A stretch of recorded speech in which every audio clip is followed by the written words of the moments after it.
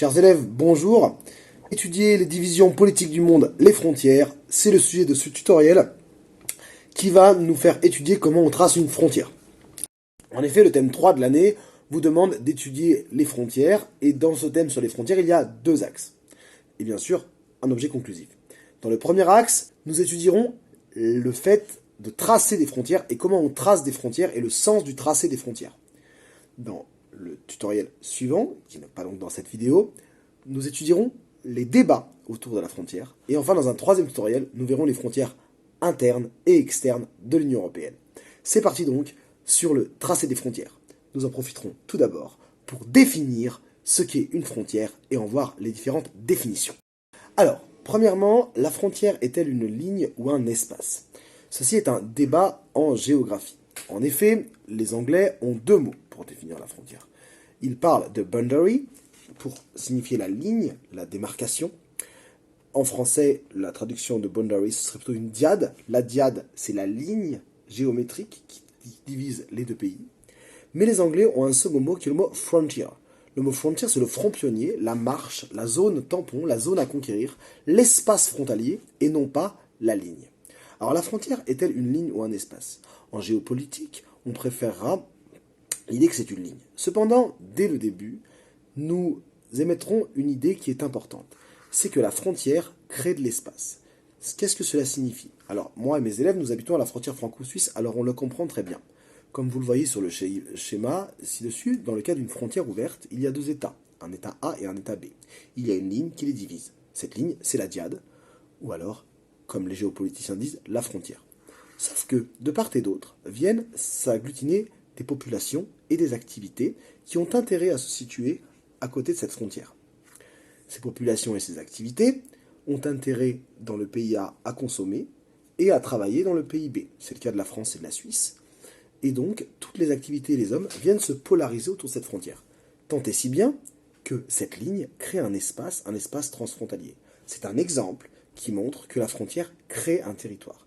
Mais ce n'est pas le seul exemple. Par exemple, quand bien même une frontière est complètement fermée, par exemple la frontière entre la Corée du Sud et la Corée du Nord, il faut un espace de délimitation, une zone tampon, là c'est la DMZ, qui sépare les deux Corées. Les marches, qui étaient prévues par les rois au Moyen-Âge, dans lesquelles ils nommaient des marquis pour défendre les pourtours de leur territoire, n'étaient pas des lignes, c'était des espaces. La frontière, d'un point de vue géopolitique, est donc strictement une ligne. Néanmoins, le concept de frontière va plus loin et est créateur d'espace. Donc la frontière est-elle une ligne ou est-elle un espace? C'est un des premiers enjeux de cette définition de la frontière. Donc la frontière, c'est à la fois une ligne et à la fois une zone. Sachez néanmoins que les géopoliticiens privilégient uniquement l'intérêt que porte à la ligne et ne voient pas tellement la notion d'espace transfrontalier. Alors, qu'est-ce qu'une frontière? Une frontière, déjà, c'est une construction. Elle est élaborée. Tout d'abord, une frontière, c'est la définition d'un tracé. Donc, c'est une délimitation cartographique. Donc, c'est-à-dire que c'est des données cartographiques, géodésiques, et c'est une ligne qui a des données. Ensuite, c'est une délimitation au sens juridique. C'est-à-dire que c'est la fin du pouvoir d'un État. C'est la fin territoriale du pouvoir d'un État, au-delà duquel il n'y a plus de pouvoir. Donc c'est une délimitation, et cette délimitation est communément acceptée par des traités. Certaines frontières ne le sont pas, par exemple la frontière entre l'Ukraine et la Russie, du fait de la reprise de la Crimée militairement par la Russie en 2014-2015. Et donc, la frontière, c'est un objet de droit, et donc elle est définie. Ensuite, la frontière, pour terminer, sa définition, cela peut être une démarcation, c'est-à-dire qu'elle est physiquement marquée par un mur, par des bornes. C'est une minorité de frontières qui sont physiquement marquées. Certaines frontières physiquement marquées sont dites des frontières naturelles, parce qu'elles sont marquées par des chaînes de montagnes, des limites de partage des eaux ou des fleuves. Néanmoins, la notion de frontière naturelle est totalement dépassée, puisque les frontières sont un construit social, un construit historique, un construit juridique, par la fin de l'appropriation d'un État que représente la frontière. Aujourd'hui, dans le monde, il y a 252 000 km de frontières étatiques. 319 diades. Les pays qui en comptent le plus de diades, ce sont la Chine et la Russie. Bon, c'est parmi les plus grands pays. Les frontières, contrairement à ce que l'on peut penser, sont en croissance. Il y a de plus en plus de frontières dans le monde et il y a une augmentation du nombre de frontières. Les frontières ne sont pas forcément récentes. On voit sur cette carte qu'un certain nombre de frontières datent d'avant 1800. Mais depuis les années 1990, on a tracé un grand nombre de frontières, notamment principalement du fait de la chute de l'URSS et de la division des pays de l'ex-Union soviétique. Alors maintenant, voyons deux modèles types de frontières. Il y a les frontières ouvertes et les frontières fermées. Alors, ceci est une abstraction intellectuelle, c'est-à-dire qu'il y a des frontières totalement fermées et des frontières totalement ouvertes. Alors, totalement ouverte, ça n'existe pas, puisque la frontière existe encore. S'il y a totalement ouverte, c'est qu'il n'y a plus de frontières. Mais il y a des frontières totalement ouvertes, très ouvertes, et des frontières totalement fermées. Alors, totalement fermées non plus, ça n'existe pas vraiment. La frontière la plus fermée du monde, on va l'étudier, c'est la frontière entre la Corée du Nord et la Corée du Sud, mais elle n'est pas totalement fermée, puisqu'il y a des points d'échange, il y en a deux. Et les frontières totalement ouvertes, il y en a qui sont très ouvertes. Donc là, on voit sur l'image deux frontières type. Donc la frontière de Ceuta, qui est une frontière fermée sur laquelle on voit des migrants africains qui essayent de monter pour passer le mur. D'ailleurs, frontière qui n'est pas une ligne, puis c'est une zone. Hein, le mur est en avant de la réelle frontière. Non, est sur la réelle frontière, mais il y a toute une zone pour que les migrants ne passent pas. Et à droite, la douane de Cara, à côté de mon lycée, qui a été désaffectée, d'ailleurs qui n'existe plus, qui a été détruite, qui marque la frontière franco-suisse, frontière extrêmement ouverte, puisque 90 000 frontaliers passent la frontière tous les jours pour aller travailler en Suisse depuis la Haute-Savoie. La frontière ouverte crée des échanges, c'est-à-dire qu'elle crée une région transfrontalière qui fonctionne autour de la frontière. Si on voit cette carte de France, on voit qu'un certain nombre d'activités se sont polarisées autour des frontières, du fait de l'intérêt des activités économiques et des individus à aller habiter à côté de ces frontières.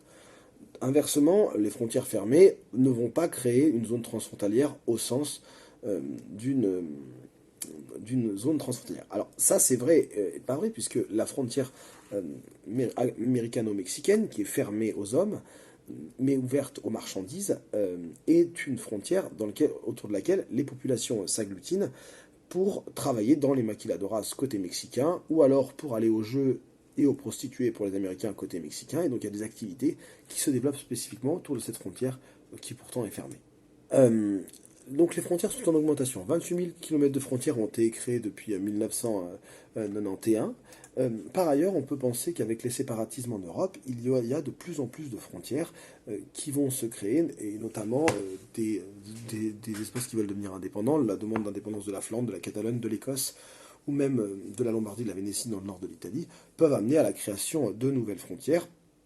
Alors, quand il y a beaucoup de frontières qui se créent et une division étatique, on parle de balkanisation, sur le modèle des frontières balkaniques qui sont encore en cours de création, même pour le Kosovo actuellement, dans les années 1990, avec la division de l'ex-Yougoslavie, il y a eu une création de frontières prolifiques, et on parle donc de balkanisation. Il nous reste à voir le paradoxe des frontières en introduction. Ce paradoxe montre quoi? Ce paradoxe montre qu'il y a de plus en plus d'échanges dans le monde avec la mondialisation. Il y a des échanges culturels, commerciaux, migratoires, touristiques et informationnels. Donc les frontières devraient avoir de moins en moins d'importance, et elles sont de moins en moins des limites. Elles sont de plus en plus franchies par les flux, il n'y a jamais eu autant d'échanges dans le monde. Pourtant, il y a une hausse de l'importance des frontières en termes kilométriques, et une augmentation des frontières mûres. Les frontières physiques sont de plus en plus importantes, et comme on le voit sur cette carte, il y a de plus en plus de murs. Alors même qu'on communique plus, alors même qu'il y a plus de circulation, les séparations augmentent. C'est ce qu'on peut appeler le paradoxe des frontières, et qu'en fait, paradoxalement, la mondialisation renforce les frontières, parce que si elle augmente le flux de marchandises, d'échanges et d'informations, ce n'est pas le cas pour les hommes, ou alors les États veulent contrôler ces échanges. En effet, l'augmentation des échanges entraîne leur volonté de contrôle, et donc une refrontiérisation. Alors, maintenant, on va passer dans le premier axe, où on va plus spécifiquement étudier comment on trace une frontière. Down to Gonky Park, listening to the wind of change.